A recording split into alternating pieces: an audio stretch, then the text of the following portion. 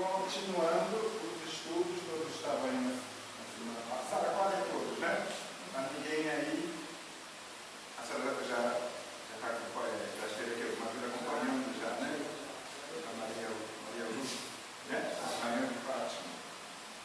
Estamos nesse capítulo do livro dos médiuns, sobre médium, né? Classificação de Maria Paz. Oi? Ah, sim, só essa aí. Só essa da frente, né?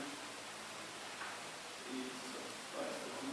Só essa aqui, né? Classificação e tipo, né, de mediunidade.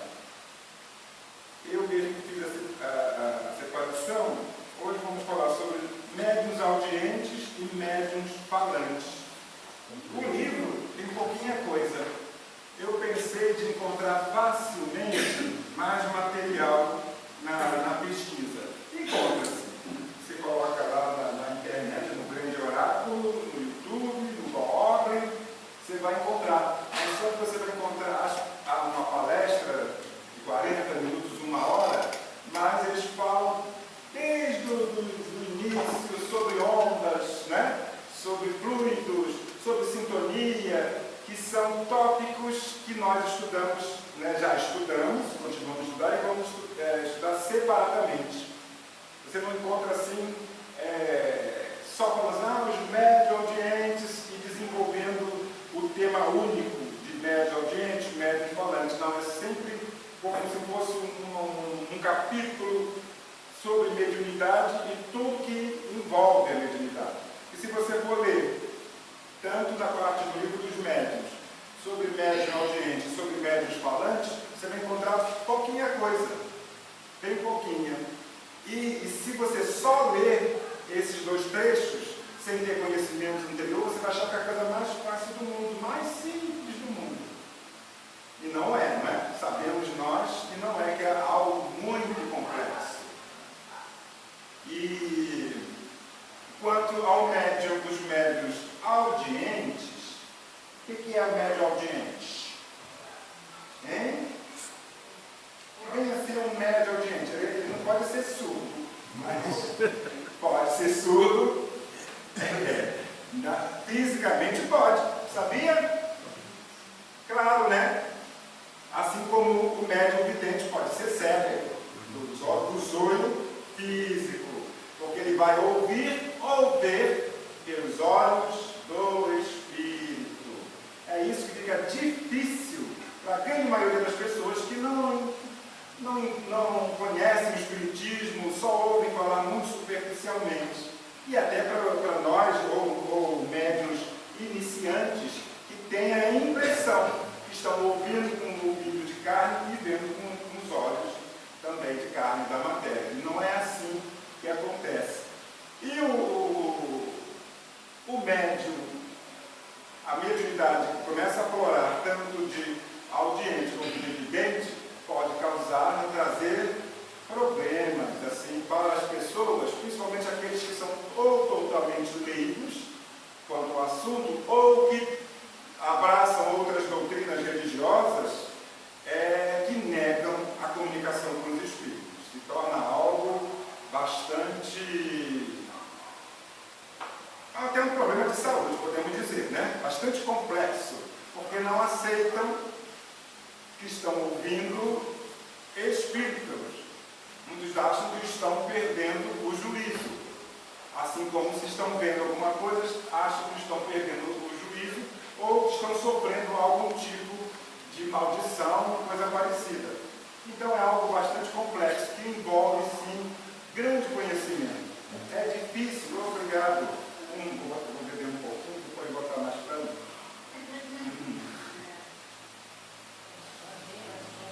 Quem consiga lidar com o afloramento da mediunidade, nesses 2 campos principalmente, que só parecem, se confundem bem com nossos sentidos físicos, de forma tranquila, de forma a não questionar a própria sanidade mental, não é? Então, são pessoas que precisam de muito apoio, de muito esclarecimento. E Kardec, ele refere-se às diferentes formas de ouvir os Espíritos. Que diferentes formas são essas? Já temos alguma ideia, não é? Pode ser o audiente, ele pode ouvir como se fosse algo interior a ele. Então, talvez para esse seja mais difícil ele aceitar que seja algo externo a ele, que está chegando a ele, um pensamento, uma ideia, já que ele ouve internamente, uma voz interior. Ele percebe e pode perceber que não é dele, porque os pensamentos são totalmente diferentes, as ideias, a forma, né? E às vezes até contraditório aos próprios pensamentos. E os que ouvem como se fosse alguém falando ao seu lado. Esse então que deve, né? Dar um chibulinho, não é? Tomar mais susto do que o outro. O outro pode ficar até caladinho, deve ficar caladinho, ai meu Deus, o que está acontecendo comigo? Não é? Preciso procurar um psiquiatra. E o outro que ouve externamente vai perguntar, vai questionar, você ouviu? Você ouviu? Você ouviu isso? Não é? E também pode levar. E você encontra, infelizmente você encontra pessoas que se desequilibram totalmente quando esses fenômenos começam a acontecer com elas. Né? Totalmente. Ainda mais uma demonização que nós vemos por aí, principalmente de outras doutrinas. Altamente pernicioso a essas pessoas, né? E ele faz um adendo. A faculdade, o audiente, é agradável quando o médium tem controle sobre ela.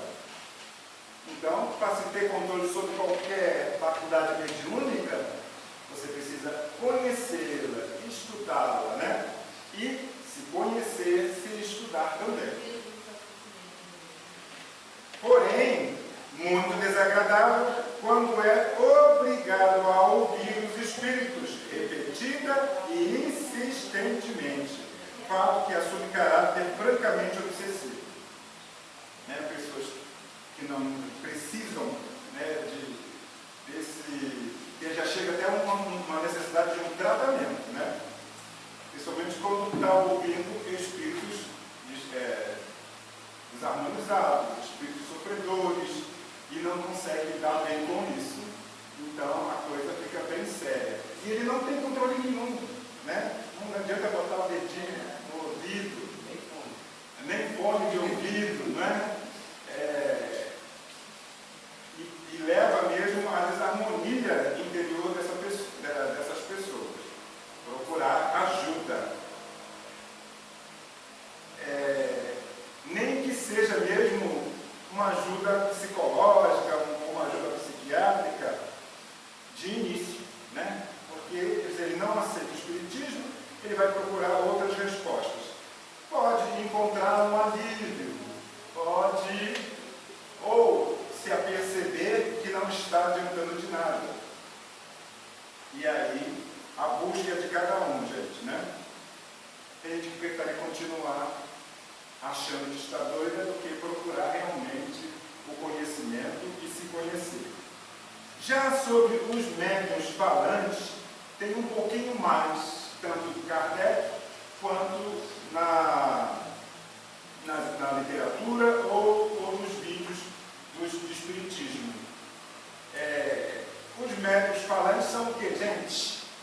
O que a gente costuma chamar os médiuns falantes? Qual a denominação que nós damos? A gente fala, ele é médium falante, ele é médium falante. Não é não, né? Psicofônico. É outra coisa que muita gente não sabe. Não é? Psicomente, fônico, voz, som. Né? É o antigo incorporação, médio de incorporação. Porque a gente vai entender mais ou menos por que se pensava assim, né? Devido à característica da manifestação. O cara muda totalmente de comportamento. Fala coisas diferentes, de forma diferente, pensamentos diferentes. Então, é outro espírito que tomou conta, que incorporou, porque o termo não é tão correto. Não é verdade? Quem é médium de incorporação, no início tem dúvida, será que não está vendo? Né? Me substituindo, tomando conta do meu corpo? Aí, continuando a estudar, vamos chegar no capítulo das obsessões, a obsessão mais profunda, que é a subjugação, não é? Que aí sim perdeu totalmente o controle sobre o seu corpo físico. E percebe que perdeu. Está aí o sofrimento muito grande, né? Se apagasse, essa ciência fala, dois corpos não podem ocupar o mesmo espaço ao mesmo tempo. Isso. Não é física. Então, mas tem corpo. Tem corpo, não tem corpo? O corpo perispírito, o corpo espiritual, que apesar de ser um fluídico semimaterial, ocupa o lugar no espaço, não é?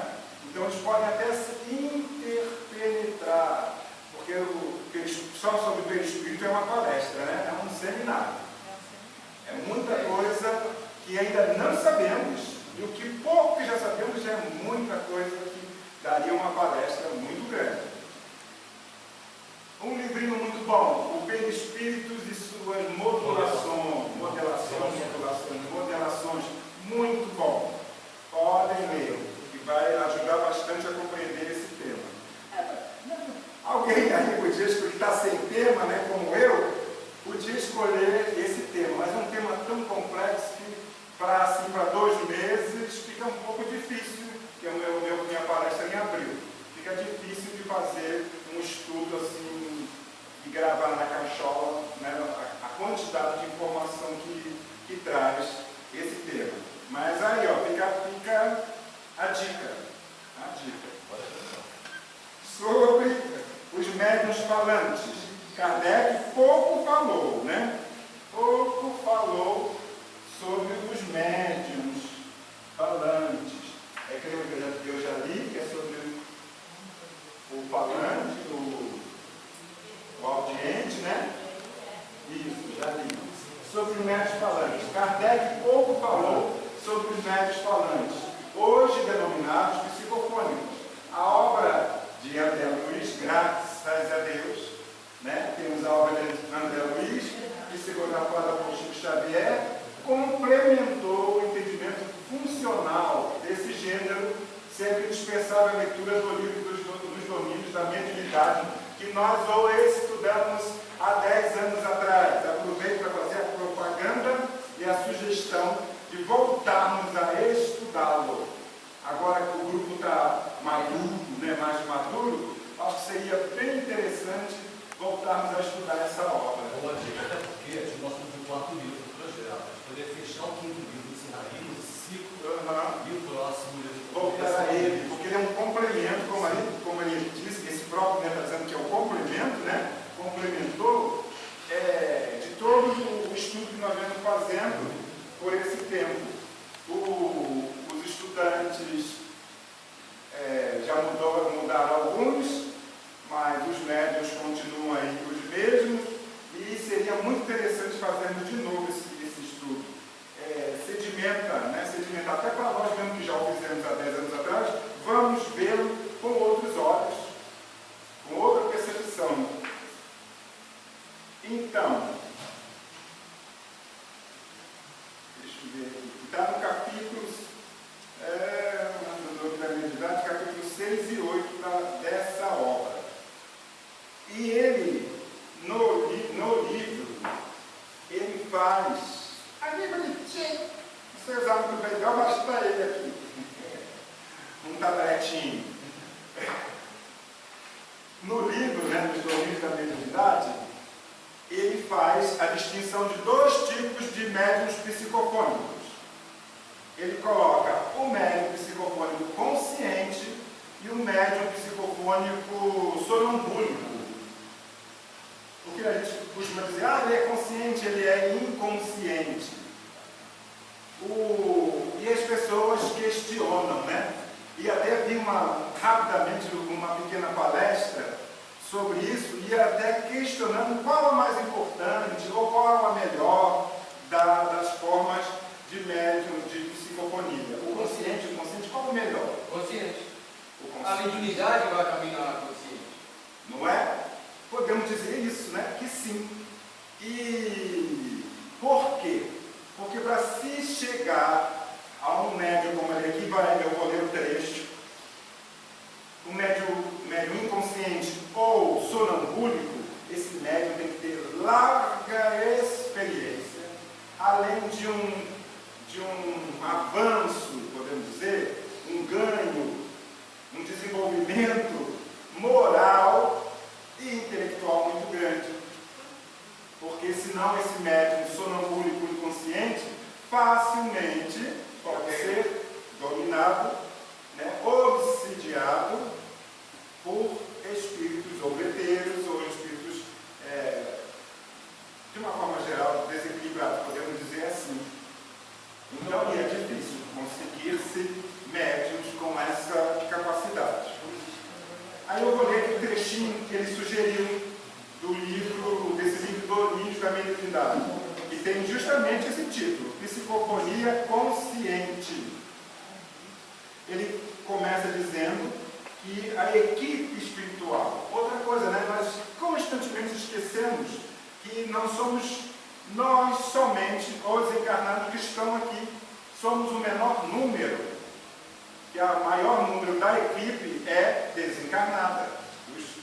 Dos mentores, dos trabalhadores, é uma equipe muito grande, pode ter 5, 6 médiums ou menos, mas a equipe espiritual às vezes pode chegar a ser 10 vezes maior, presente ou em algum lugar, né, pronto a trazer espíritos para serem atendidos, porque é isso que acontece, não é?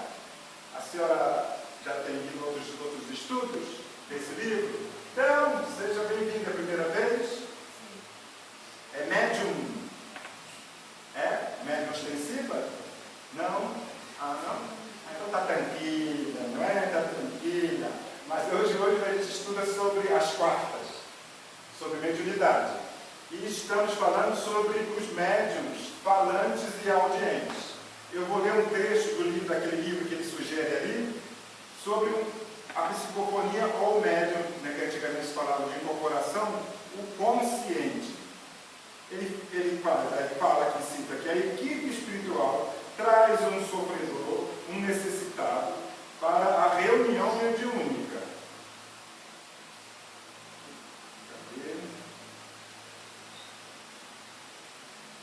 Notamos, aí ele começa a falar. Esse livro são 2 espíritos contando o seu estudo lá na espiritualidade, o seu estudo sobre observação do que ocorre nas reuniões mediúnicas. Esses 2 espíritos, André Luiz e Hilário, na espiritualidade, aqui, por exemplo, hoje, estaria ocorrendo uma reunião mediúnica. Eles são convidados a assistir à reunião e de lá para cá ver como funciona, porque a gente também é outro erro, outra ilusão nossa, saber achar que os espíritos tudo sabem, e que a grande maioria está no nosso nível de conhecimento, nosso nível moral, alguns um pouquinho mais, e eles têm que estudar para poder trabalhar, precisam aprender para poder servir de forma eficiente. Então, esse livro é de 1900, vovó pequena, né? E é claro que André Luiz agora já tem muito mais conhecimento, tudo, né? Mas ele podemos dizer que ele era, nessa época, um principiante, um estudante da mediunidade. E ele contando o que ele estava vendo. A médium, no caso, o nome é Eugênia. O espírito, o mentor Clementino. Esse mentor se aproxima da médium que vai passar essa mensagem psicofônica e prepara a médium, ajuda, além da mediunidade que a pessoa já apresenta, num trabalho sério, né? que geralmente, como o espírito é muito necessitado, precisa de uma assessoria, precisa de uma ajuda além da capacidade que ele já traz. Esse mentor se aproxima da médium e vai falar, vai expressar o pensamento do espírito e aplica na médium forças magnéticas no cérebro e no aparelho fonador, ampliando a sua capacidade, harmonizando a médium, os pensamentos, os sentimentos, preparando ela para um trabalho que não é fácil. E o que ele observa? O espírito André Luiz, que o espírito da médium se afasta um pouco do próprio corpo, mantendo-se junto dele na distância, a separação é de alguns centímetros, enquanto que os amigos espirituais amparavam o visitante, ou seja, o espírito a ser tratado. Esse se aproxima da médium e como que se inclinasse sobre ela, como se justapunha sobre a médium. Alguns falam um acoplamento sobre a médium. E o André Luiz fala, parece até aquelas trepadeiras vegetais, plantas, que sobem na parede e se agarram na parede. A impressão que ele dava era que isso que estava acontecendo entre o espírito comunicante e a médium. E com isso ele fala que a mente, espírito e da médium, assim como o cérebro, trocavam energias. E como se estivesse fazendo uma espécie de enxertia, estava enxertando as ondas mentais do espírito comunicante no médium.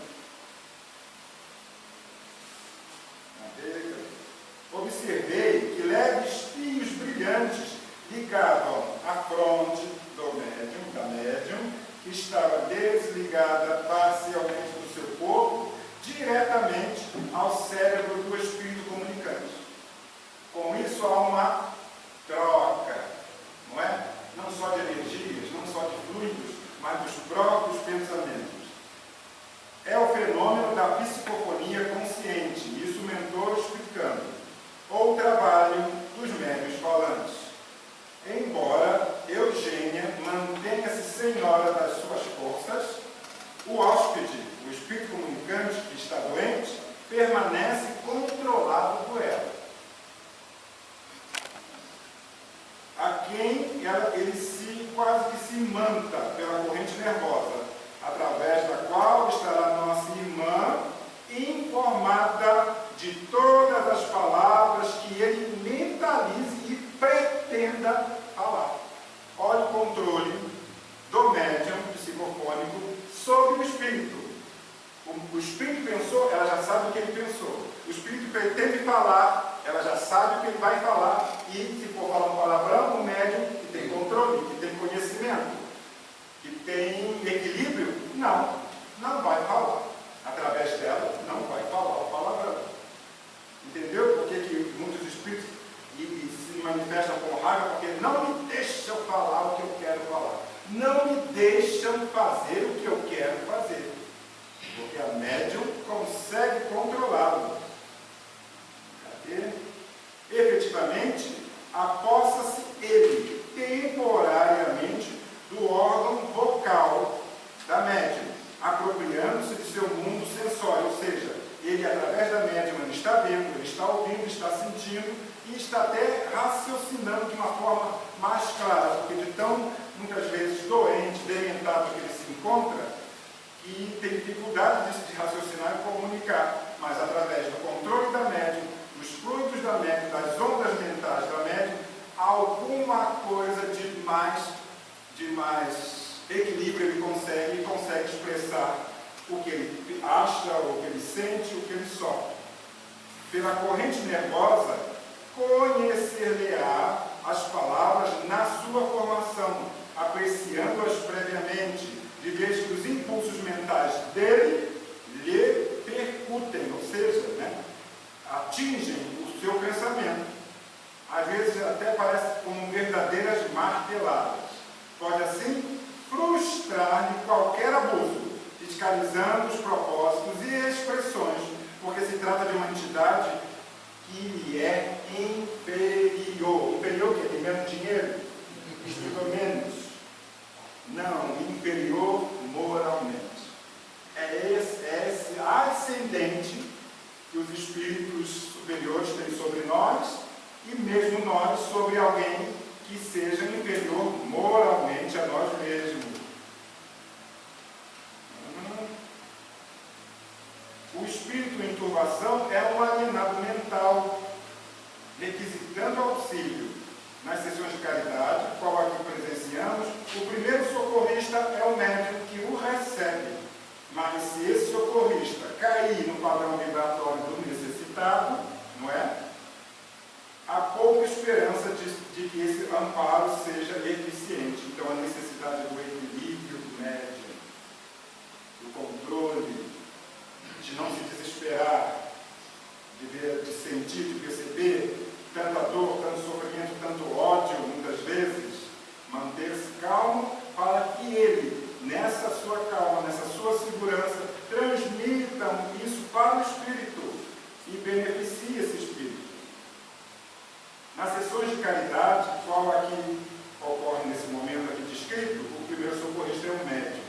O médium, pois, quando integrado nas responsabilidades que esposa, tem o dever de colaborar na preservação da ordem e da respeitabilidade na obra de assistência aos desencarnados, permitindo-lhes a livre manifestação apenas até o ponto em que essa manifestação não colida com a harmonia necessária ao conjunto e com a dignidade imprescindível do recinto.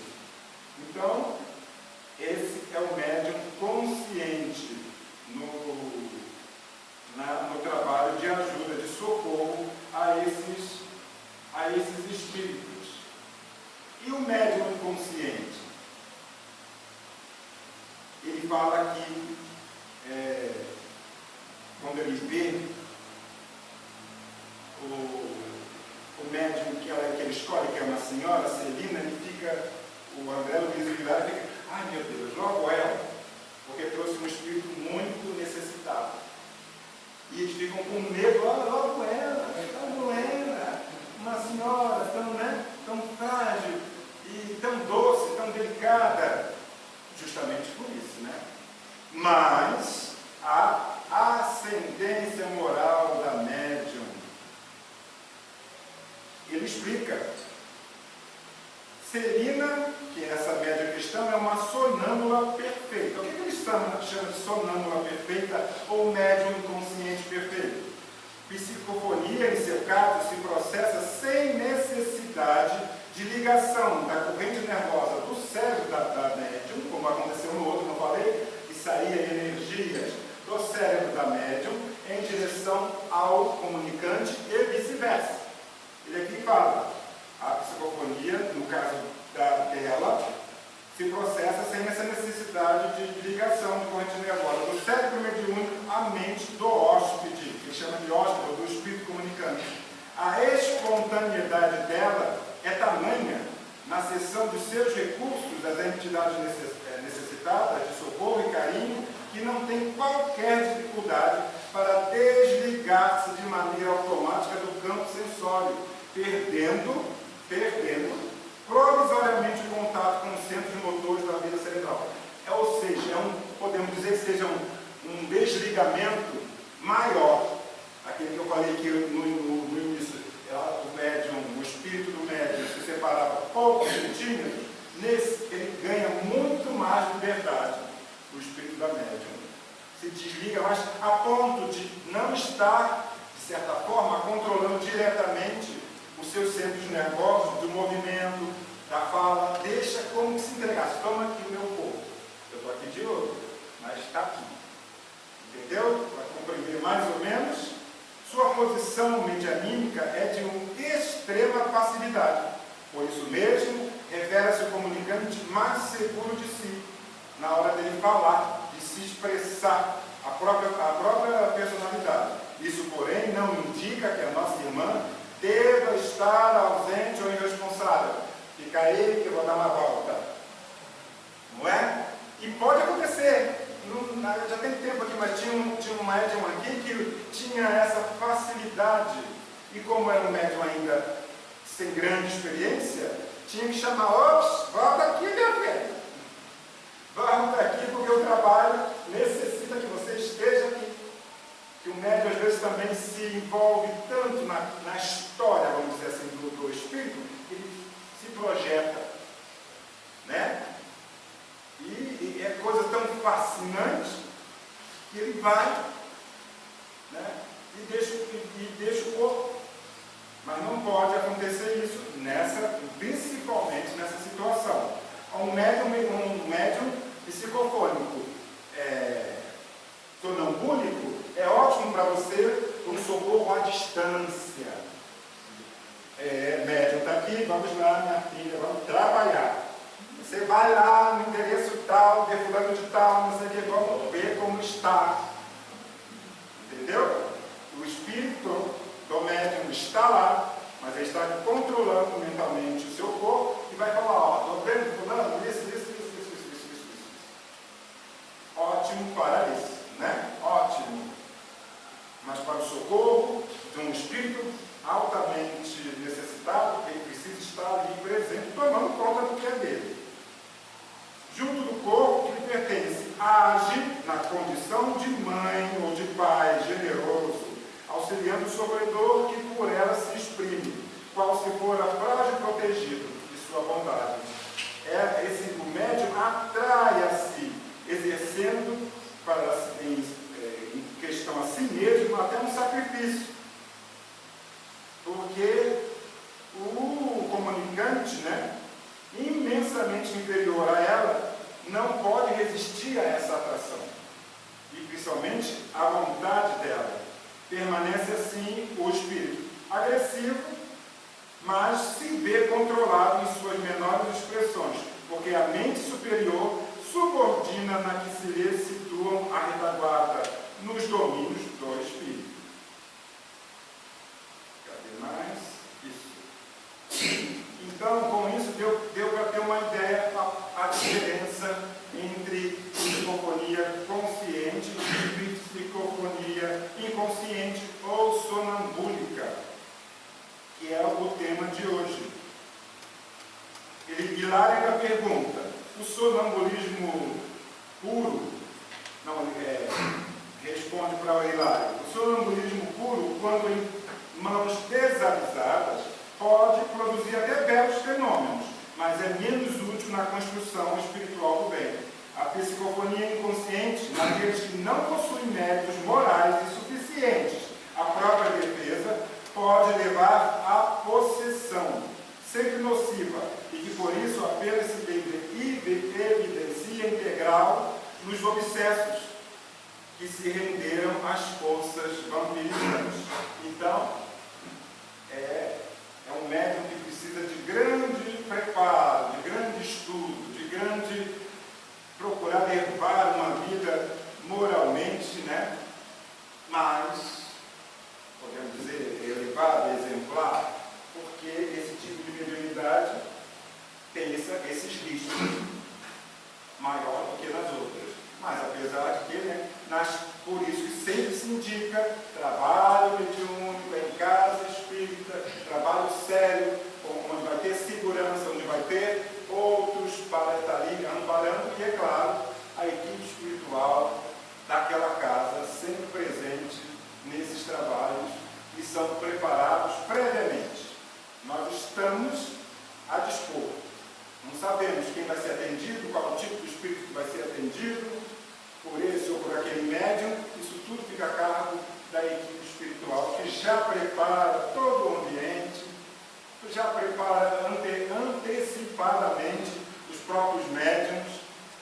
O retoque é dado no momento, mas já estamos todos sendo preparados já desde cedo, desde véspera, e por isso que se pede a nós, trabalhadores de mesa mediúnica, procurar ter uma véspera e um dia mais tranquilo, mais pensando mais em Deus, em oração, comer